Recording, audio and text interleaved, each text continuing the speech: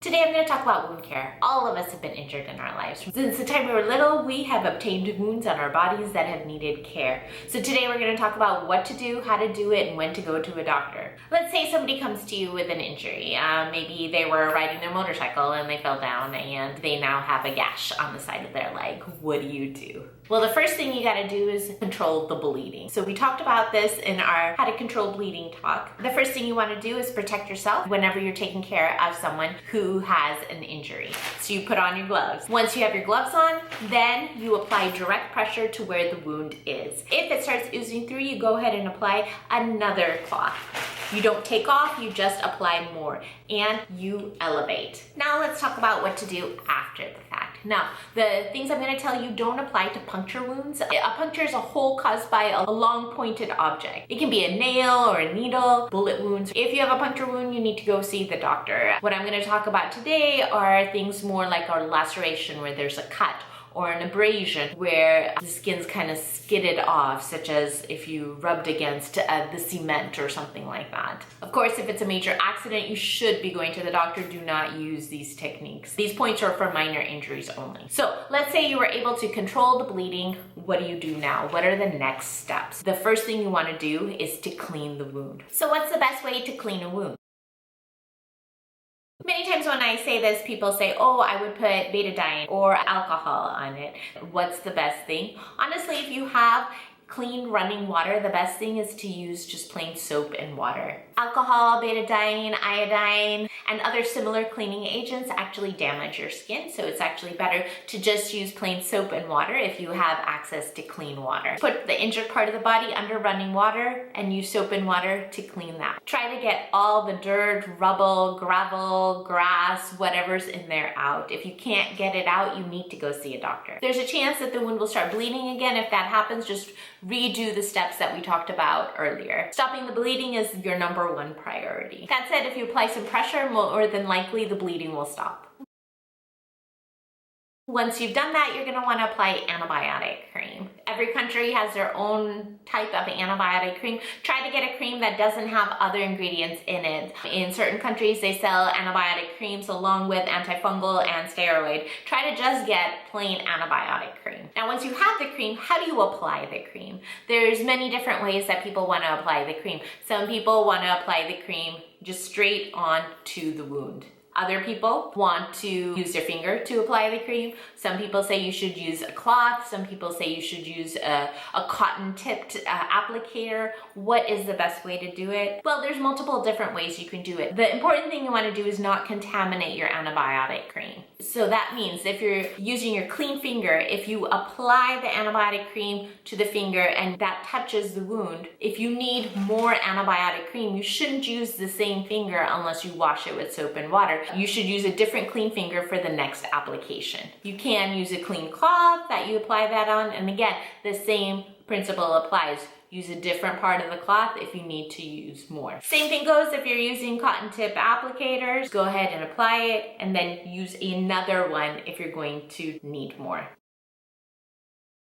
Once you've applied the antibiotic cream, it's time to cover the wound. Once again, you can use sterile gauze. Sterile gauze will say sterile on it. If you don't have access to sterile gauze or anything sterile, you can use a clean piece of cloth. Why do you cover it? There's multiple reasons to cover it. One is to keep it clean. It will keep the dirt, the dust, and hopefully other germs from getting into the wound and causing an infection. It also reduces the chances of getting a re-injury if you accidentally bump it or hit it against something. There'll be some added protection. If the wound is not bleeding, you can just place the gauze or the cloth on it and then just put tape around it so that it's firmly secure to your skin. If the wound is bleeding and you want to maintain some pressure, when you wrap it, make sure to wrap it so that you're applying some pressure. That will replace the direct pressure that you were placing on the wound before. You just want to make sure that you don't wrap it too tightly. So what are signs of it being wrapped too tightly? Signs would include increased pain, the distal part of the body or the body after the wrapping turning purple or dark red, if your fingers start going numb, or just feeling like it's too tight. What do you do if that happens? Just rewrap it a little bit looser. Most dressings of this type should be replaced twice a day. In some cases, you need to replace them sooner if they get wet or they get dirty. If the cover does become wet, be sure to uncover it, dry it, and then reapply the antibiotic ointment as well as the cover. If the wound is dry, at night you can keep it uncovered. I would recommend keeping the wound covered during the daytime until it's completely scabbed over. Now, when should you go see a doctor? You should always see a doctor if the wound is deep.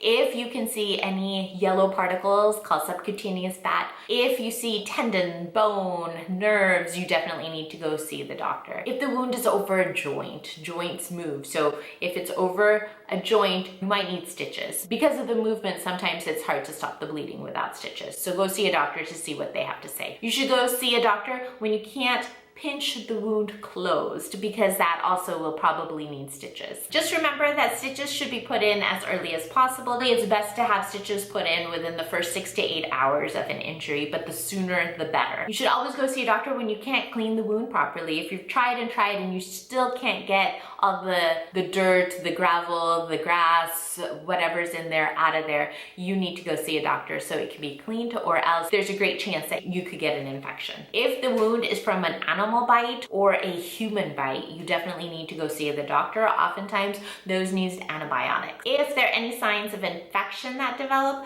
you need to go see a doctor. If you haven't had a tetanus shot in the last 5 years, you need to go see the doctor. You should also always go to the doctor if you're injured on your face. You'll get a better cosmetic result if you go see your doctor than if you try to take care of it yourself. Always see the doctor if you can't stop the bleeding. If the bleeding hasn't stopped in 10 minutes, always see the doctor. You should see a doctor if the bleeding is the result of a serious injury. And also, when in doubt, always go see the doctor. What are the signs of infection, you may ask? Signs of infection are redness, especially redness that is creeping out from where the wound is, or any streaks that are occurring with it.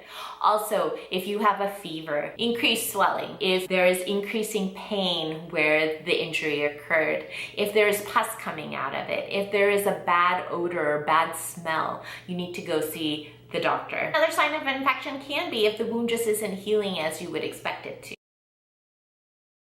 So in summary, how do you take care of a wound that's not a puncture wound? You apply gloves if you're taking care of somebody else. That's step number 1. Step number 2, you stop the bleeding. The way to stop the bleeding is apply direct pressure. You can always apply more pieces of cloth or gauze as needed. If simple direct pressure isn't working, go ahead and elevate as well. Once you stop the bleeding, use soap and water to clean the wound.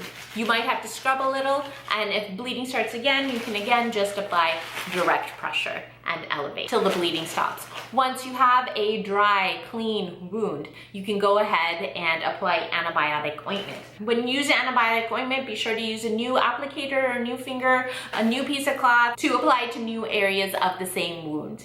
Do not directly put the antibiotic ointment on the wound. That contaminates the entire tube. Once you have it covered with an antibiotic cream, go ahead and cover it. If your fingers are turning dark red or purple or becoming numb, it's on too tight, go ahead and loosen it. Change the dressing 2 times a day, applying the antibiotic ointment every time, and if it becomes wet or dirty. Signs of infection are increasing pain, fever, pus, increasing swelling, a bad smell or odor, increasing redness, including streaks, and increasing warmth. See a doctor if the wound is deep, if it's over a joint, if it's on your face, if you can't pinch it together, if you can't clean it properly, if it's infected, if it was due to an animal or human bite, if you haven't had a tetanus shot in 5 years.